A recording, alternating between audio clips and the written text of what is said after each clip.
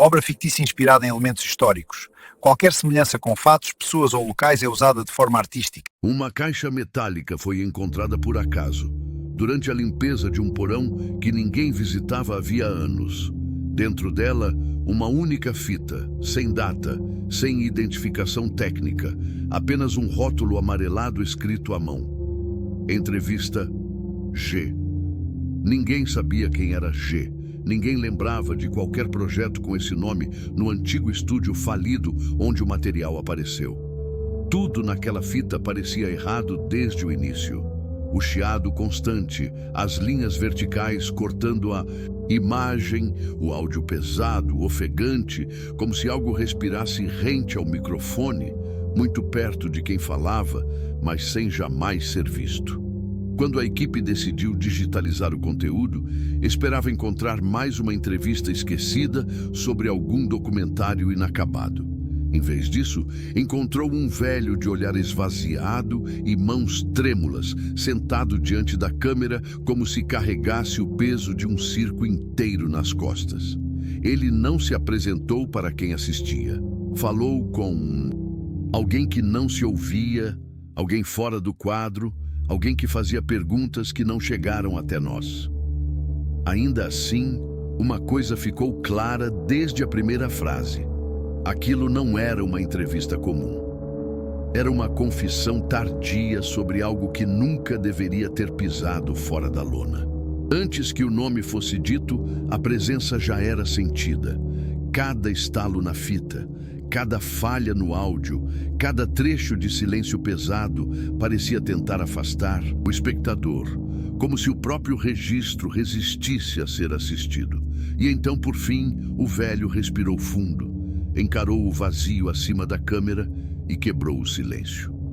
Ele não ia falar sobre política, nem sobre guerra, nem sobre memórias de infância. Ia falar sobre um circo que nunca fechou de verdade. Um circo que continuava vivo em lugares onde já não havia nada. Só terreno queimado e histórias sussurradas. Foi assim que o nome voltou ao mundo pela boca de quem passou a vida tentando esquecê-lo, Circo Grimaldi. E a partir daquele momento, qualquer pessoa que continuasse assistindo à fita deixava de ser apenas espectador de uma história antiga. Passava a ser, sem saber, o próximo lugar onde o circo poderia erguer sua lona de novo. Sua primeira frase veio após uma longa inspiração, como se arrancasse algo que estava preso na garganta por décadas. Vocês querem saber sobre o Grimaldi? Todos querem, no fim das contas. Mas estão preparados para ouvir? Eu duvido.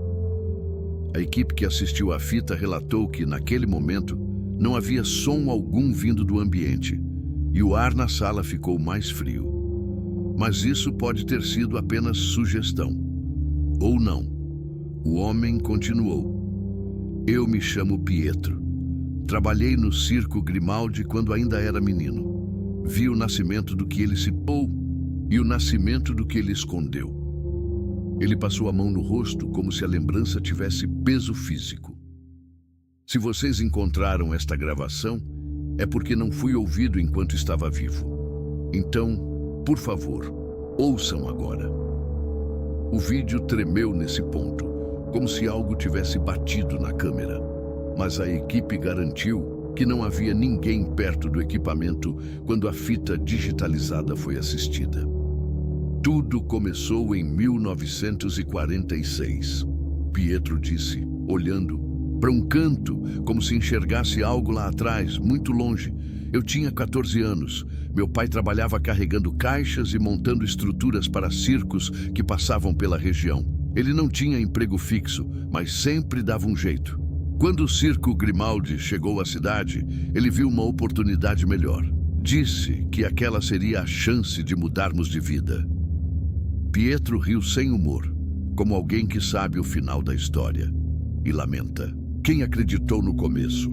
A lona era grande, vermelha como sangue recém-secado, e o nome Grimaldi brilhava em letras douradas. Era diferente de tudo que eu já tinha visto.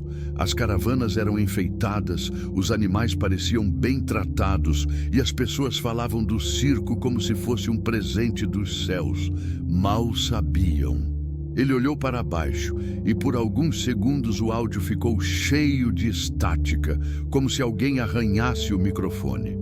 O fundador era um homem chamado Ernesto Grimaldi, alto, calmo, sempre com um sorriso que não chegava aos olhos.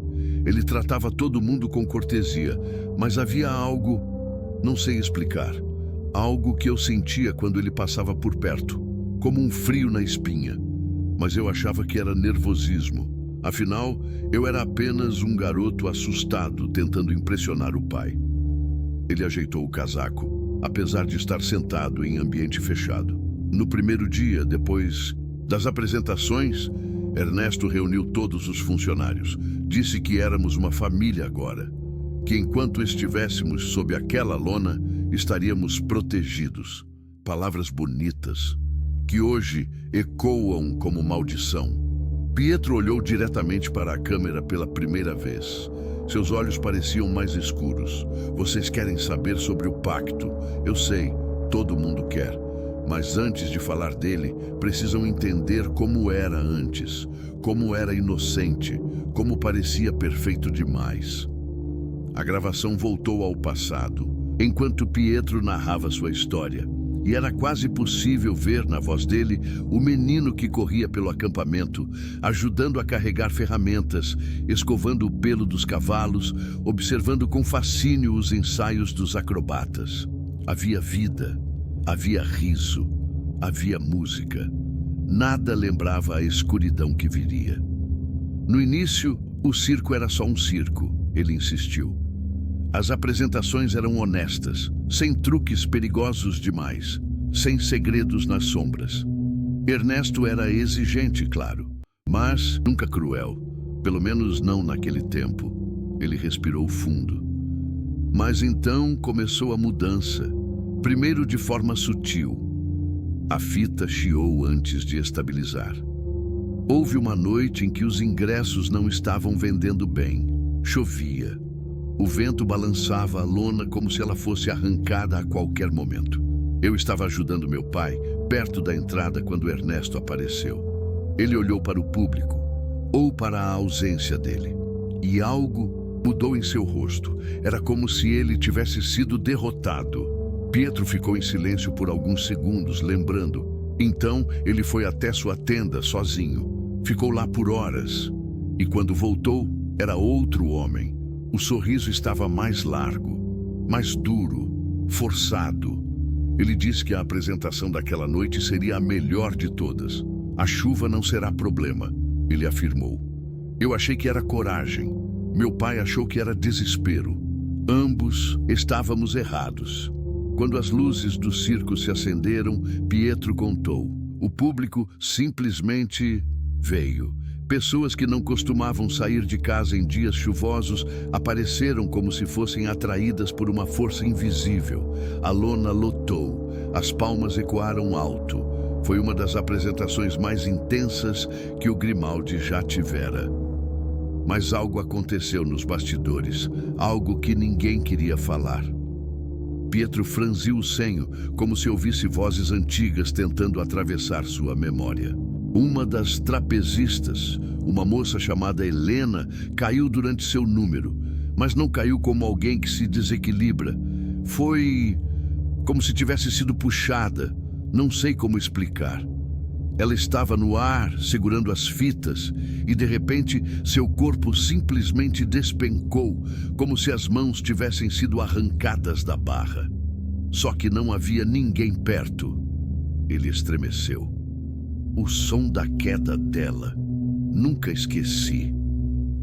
Depois de um instante em silêncio, completou. Mas ela não morreu. Isso é o mais estranho. Mortos eram sempre mais fáceis de explicar do que pessoas que sobrevivem a algo impossível. Helena acordou horas depois, sem fraturas graves. A tenda médica estava silenciosa. Os médicos disseram que era um milagre, mas quando Pietro a visitou rapidamente, escondido, claro, ela o olhou como se não o reconhecesse, como se estivesse vendo outra coisa no lugar dele. Havia medo no olhar dela, mas não era medo da queda, era medo do que a tinha segurado antes da queda, porque sim, ela dizia que alguém segurou seus pulsos, mas não com mãos humanas. O entrevistado tossiu. A câmera tremeu levemente. O áudio ficou abafado por segundos e depois voltou. Na manhã seguinte, Helena desapareceu. Ernesto disse que ela voltara para a família, mas ninguém viu ela arrumar malas, ninguém viu carro algum estacionar. Ela simplesmente sumiu. Pietro passou a mão pelo rosto novamente. Depois daquele dia, as apresentações começaram a lotar. Todos os dias, como se a chuva, o calor, o frio, nada pudesse impedir as pessoas de buscá-lo. Não importava a cidade, não importava a data, sempre lotado, sempre mais gente do que ingressos disponíveis. Ele riu com amargura. Somos ignorantes quando acreditamos na sorte. Sorte não existe naquele nível. As mãos de Pietro apertaram os joelhos com força. No final da temporada, meu pai foi promovido. Eu também. Ganhamos um espaço melhor para dormir, comida boa, reconhecimento. Ernesto parecia feliz, mas havia algo nos olhos dele. Algo que queimava devagar, como brasas prestes a incendiar. Ele inclinou-se para a frente. Foi então que ouvi pela primeira vez o rugido. A imagem pareceu escurecer por instantes. Era tarde da noite. Todos já estavam dormindo. Eu tinha ido buscar um balde d'água atrás da grande tenda. Foi quando ouvi. Não, era rugido de leão, nem de qualquer animal do circo. Era mais grave, mais profundo, como se viesse de dentro da terra. Um som que você sente antes de ouvir. Pietro fechou os olhos. Eu me escondi atrás de uma carroça. Esperei. O som veio de novo. E quando me levantei para ver, percebi Ernesto saindo da tenda. Ele olhava para o chão como se falasse com ele. Como se o chão respondesse. Ele abriu os olhos novamente, agora úmidos. Foi ali que tudo começou a fazer sentido. O pacto, o preço, a entidade sob o picadeiro. A câmera tremeu mais uma vez e um chiado longo ocupou o áudio antes de voltar à voz do homem. Ernesto, segundo Pietro, começou a evitar as pessoas. Passava horas sozinho na tenda principal, mesmo quando não havia apresentações. Ninguém sabia o que ele fazia lá dentro. Alguns funcionários juravam ouvir conversas, mas apenas uma voz humana. A outra era profunda, arrastada como o barulho de algo arranhando pedra. Meu pai dizia para eu não me meter. Ernesto é um bom homem, ele dizia. Está apenas sob pressão. Meu pai sempre tentou acreditar na bondade das pessoas. Acho que isso o levou até o fim. Pietro engoliu seco, mas continuou. Em uma noite de verão, eu o vi entrar na tenda. Desta vez, não aguentei a curiosidade. Segui 2 minutos depois. O picadeiro estava iluminado apenas pelo refletor central. E lá estava Ernesto parado, bem no meio, olhando para o chão como se aquilo fosse um abismo. Pietro respirou fundo. Depois veio o cheiro. Um cheiro forte, de terra molhada misturada com sangue. Não sei explicar melhor. E então, o chão se moveu. Ele olhou fundo para a câmera, como se pedisse que alguém acreditasse nele. Eu vi, com meus próprios olhos. A terra sob o picadeiro se abriu como uma boca, e algo lá dentro respirava, ou devorava, ou chamava. Eu não sei. A voz do velho tornou-se mais baixa. Ernesto abaixou a cabeça e murmurou algo. Não conseguia entender as palavras, mas entendi o sentido. Ele estava oferecendo. Ele estava prometendo. O chão se fechou segundos depois. Ernesto se virou, enxugou o suor da testa e saiu como se nada tivesse acontecido. Pietro permaneceu ali, imóvel, apavorado demais para gritar. Na manhã seguinte, continuou ele, um dos domadores de animais foi encontrado morto. Ernesto disse que tinha sido ataque de um tigre, mas todos sabíamos que era mentira.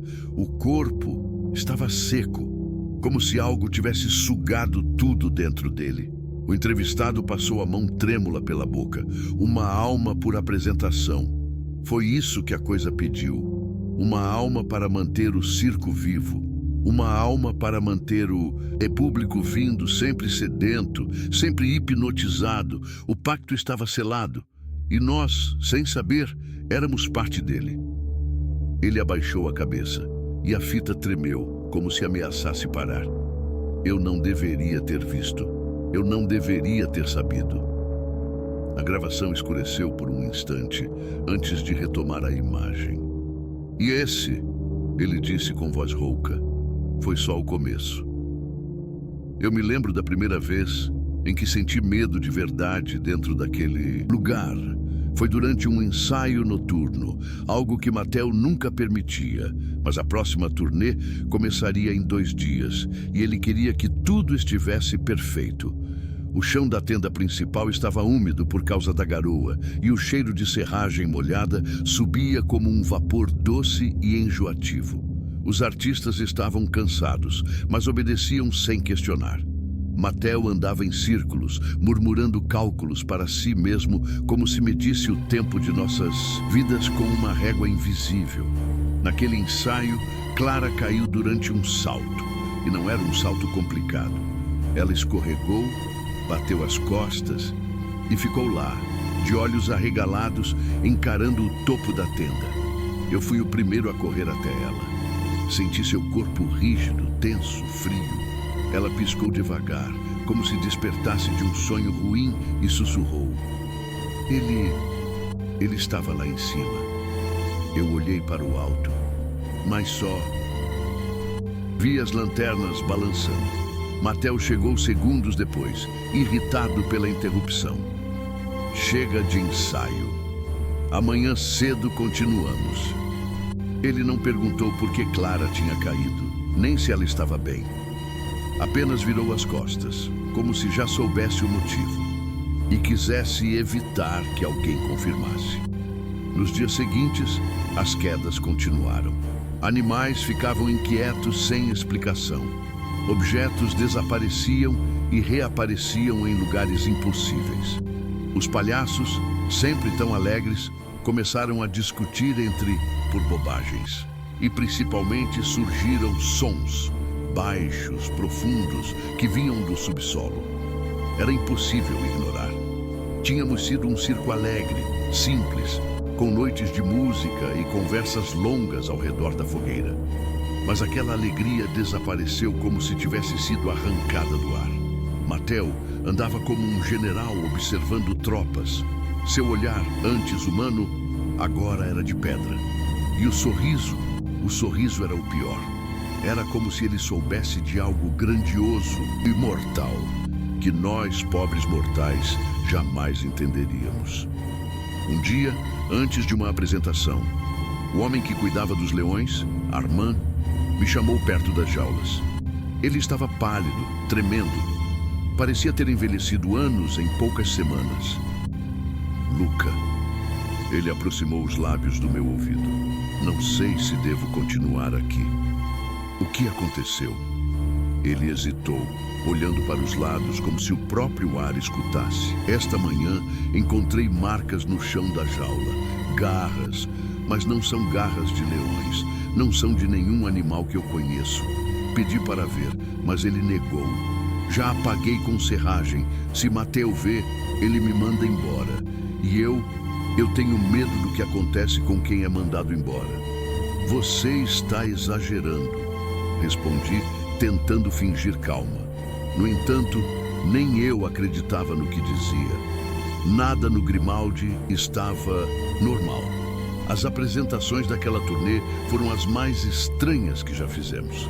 As pessoas vinham como se atraídas por algo irresistível e lotavam todas as sessões. Riam, aplaudiam, mas havia algo errado em seus olhos. Era como se o público estivesse ali contra a própria vontade. como se algo os tivesse puxado para dentro da tenda. Alguns ficavam pálidos, outros tremiam. Uma senhora chegou a desmaiar antes mesmo do espetáculo começar. E sempre, às noites, um acidente acontecia. Uma corda se rompia, um animal surtava, um artista escorregava. Nada grande o suficiente para matar, não ainda, mas sempre algo para lembrar que o perigo estava por toda parte. Até que a primeira morte aconteceu. Foi durante o número dos trapezistas. Clara e Enzo subiram como sempre. Enzo era forte, concentrado. Clara ainda estava abalada, mas tentava esconder. O público aguardava em silêncio absoluto. Mateo, ao fundo, observava tudo com aquele olhar calculado, frio. Quando Clara saltou para as mãos de Enzo, algo aconteceu. Ela parou no ar. Não caiu, não avançou, apenas parou, como se o tempo tivesse sido preso ao seu redor.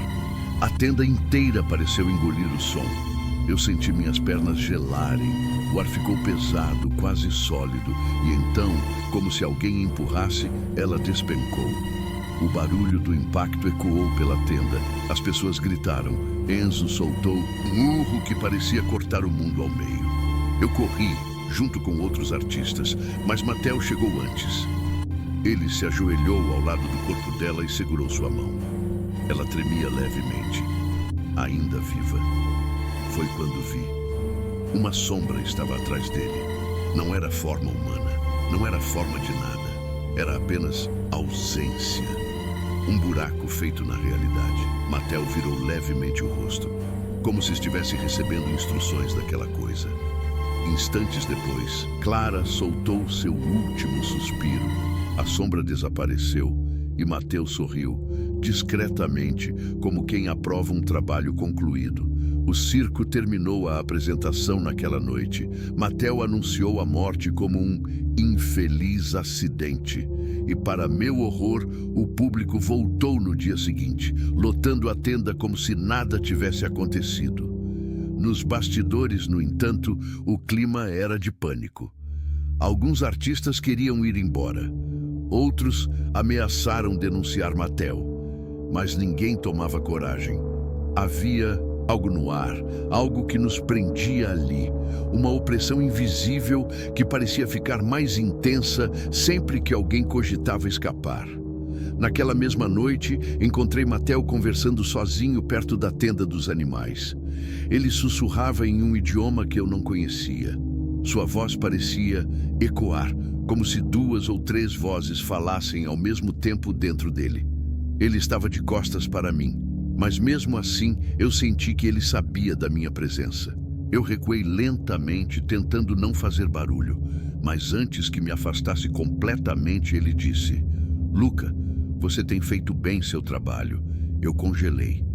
"Obrigado", respondi, a voz falhando. "Todos aqui têm medo de mim. Você não." Ele se virou e o sorriso dele era tão falso que parecia um corte no rosto. "O medo não precisa ser seu inimigo, Luca. Ele só precisa ser domesticado." Eu quis fugir, mas minhas pernas não responderam. A sensação era como estar diante de um predador, não um homem. "Boas noites virão", disse ele. "E quando vierem, eu preciso de pessoas fortes ao meu lado." Voltei correndo para minha tenda, tentando entender o que estava acontecendo. Foi ali que encontrei Enzo, sentado no chão, com os olhos inchados. "Ele a matou", disse ele, sem olhar para mim. Eu vi. Ele não segurou a corda. Ele deixou cair. "Enzo, não fala isso alto." Ele levantou o olhar e me encarou, desesperado. "Você viu a sombra, Luca? Você viu?" Eu não consegui negar. "Então você entende." Ele fez um pacto. Eu ouvi rumores quando ainda estava na Itália. Há famílias que acreditam que certas conquistas exigem trocas. "Trocas?" perguntei, já sabendo a resposta. "Vidas." Enzo se aproximou com o rosto a centímetros do meu. Clara foi a primeira. Não será a última. Ele tinha razão. Depois de Clara vieram outros. Pequenos acidentes, sempre em apresentações lotadas. Mattel nunca demonstrava tristeza. Apenas dizia que o show tinha que continuar. Ele fazia reuniões estranhas com pessoas que nunca víamos de dia. Homens que chegavam cobertos por capas escuras, sempre após a meia-noite. A primeira vez que vi um deles de perto, senti o ar ao meu redor. Ficar tão frio que meus dentes bateram sozinhos. Uma noite Enzo sumiu. Ninguém viu, ninguém ouviu. Ele simplesmente desapareceu da tenda dos trapezistas. Mattel alegou que ele pediu para ir embora, mas eu nunca acreditei. Ainda mais porque no dia seguinte, o público estava ainda mais hipnotizado, como se algo tivesse se alimentado deles. Certa madrugada, incapaz de dormir, decidi investigar. Peguei uma lanterna e fui até a área central do circo. O vento estava parado, mas a lona balançava sozinha, como se respirasse. Eu ouvi passos atrás de mim, mas quando virei, não havia ninguém. Foi então que o vi. Mattel estava entrando pela porta dos fundos da tenda principal. Ele carregava uma caixa pequena, de madeira antiga, com símbolos entalhados. A caixa parecia pulsar, como se tivesse um coração dentro.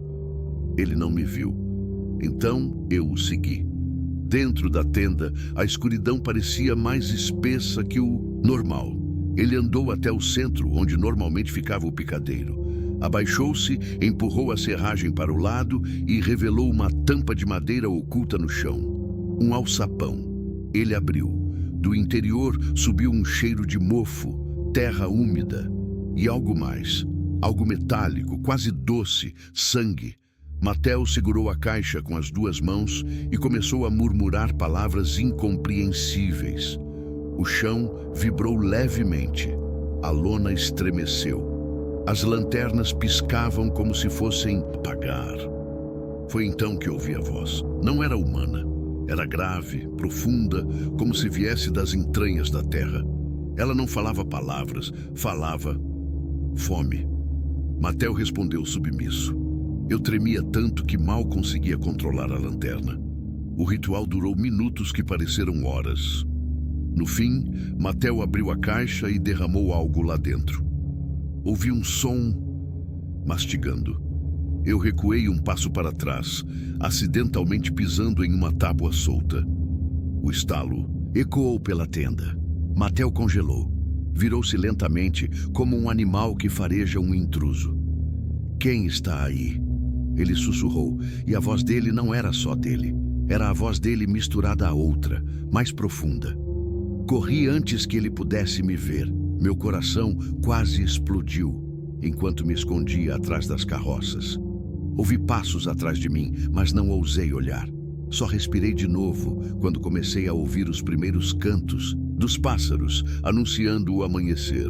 Foi naquele dia que decidi fugir, mas eu não consegui. Ninguém conseguia. Era como se o próprio circo tivesse mãos invisíveis que nos agarravam sempre que pensávamos em partir. A estrada que levava para fora ficava estranhamente deserta sempre que tentávamos usá-la. Os cavalos empacavam, as carroças quebravam. A sensação era sempre a mesma. Algo não queria nos deixar ir. E foi ali, naquele terror silencioso, que percebi que o Grimaldi não era mais um circo, era uma prisão. E Mattel não era mais um homem.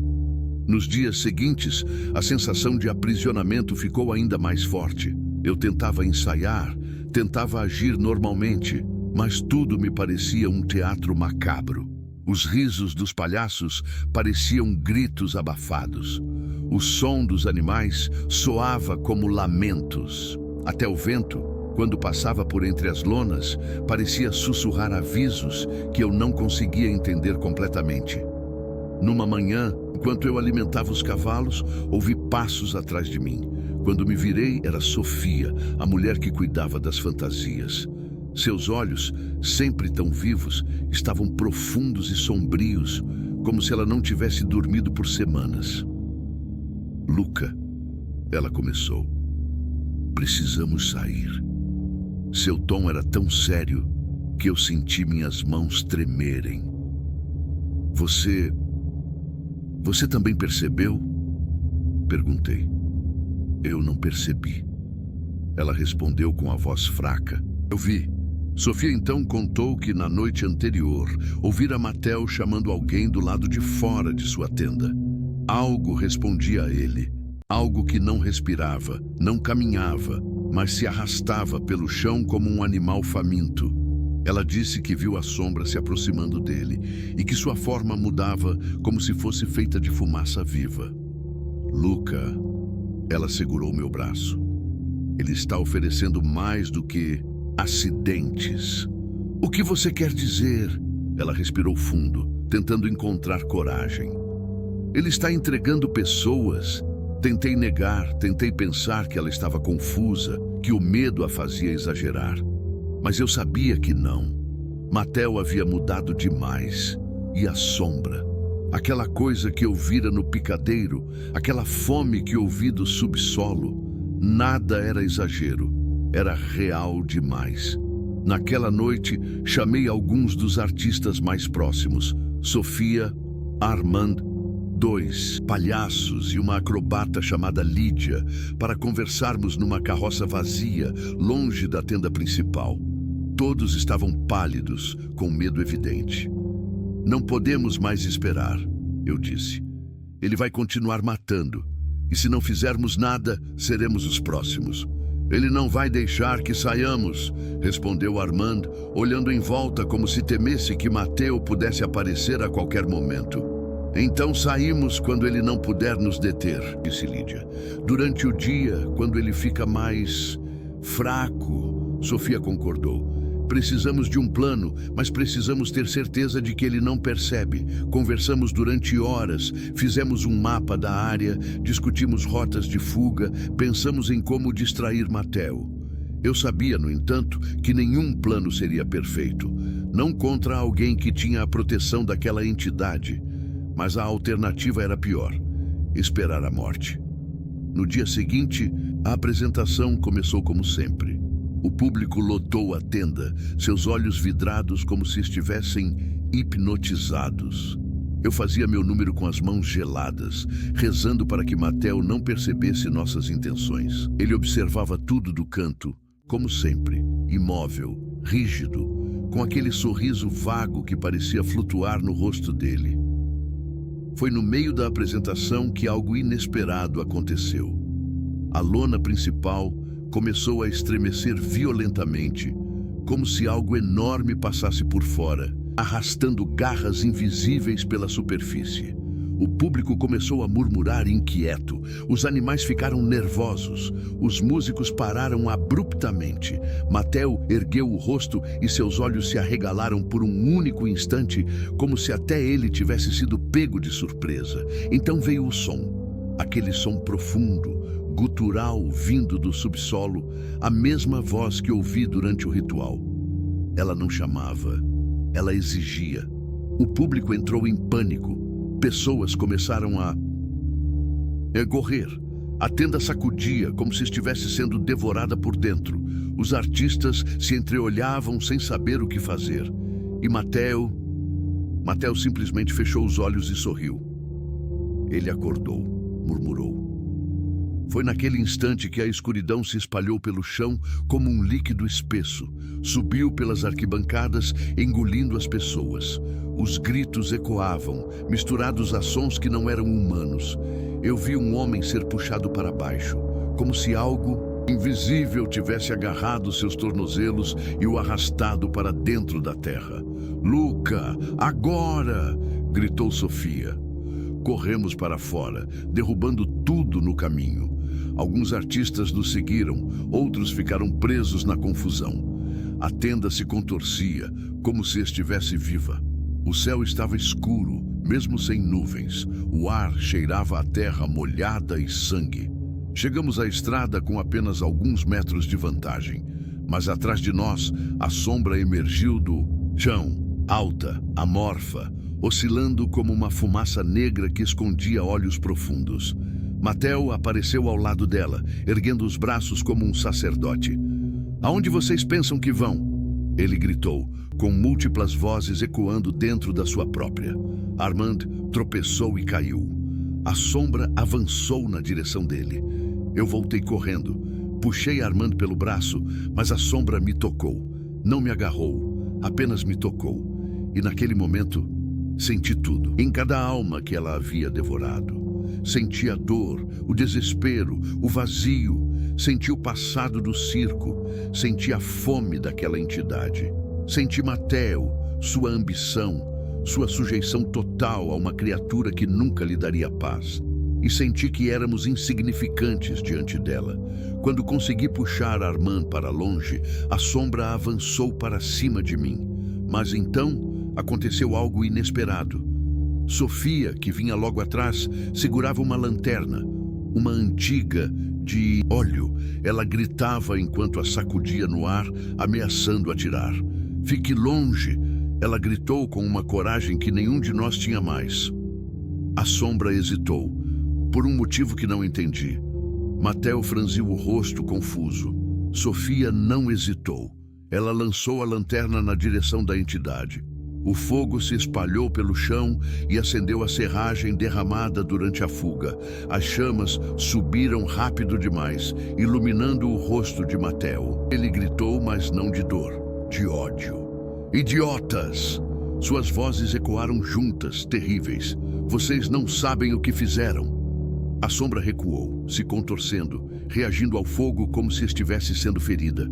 O chão tremia. A tenda começava a desabar atrás de nós. "Corram!" eu gritei. Corremos como nunca na vida. A estrada, que antes parecia impossível de atravessar, agora se abriu diante de nós, como se a entidade estivesse ocupada demais para nos impedir. O som do circo, desmoronando atrás, ecoava como um trovão contínuo. Quando finalmente chegamos à cidade mais próxima, nossas roupas estavam queimadas, nossos rostos cobertos de fuligem e nossas mentes quebradas. Não falamos nada naquela noite, nem no dia seguinte. A notícia se espalhou. O circo Grimaldi tinha desaparecido. Apenas um campo queimado permaneceu onde antes estava a tenda. As autoridades nos interrogaram. Ninguém acreditou no que dissemos. Um incêndio acidental, concluíram. Falha humana. Alguns de nós tentaram seguir a vida. Outros sumiram, incapazes de suportar os pesadelos. Sofia nunca mais foi a mesma. Ela dizia ouvir a voz da criatura chamando por ela durante a noite.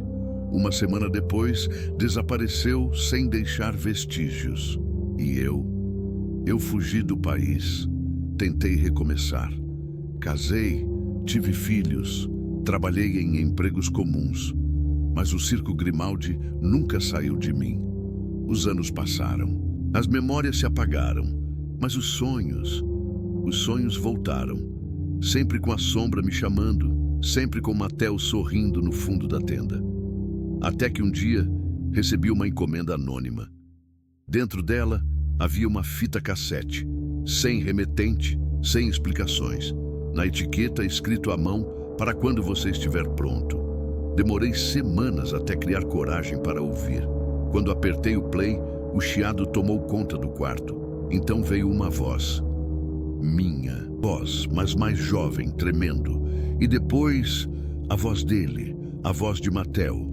Você achou que poderia fugir, Luca? Ela dizia com aquele tom múltiplo e grave.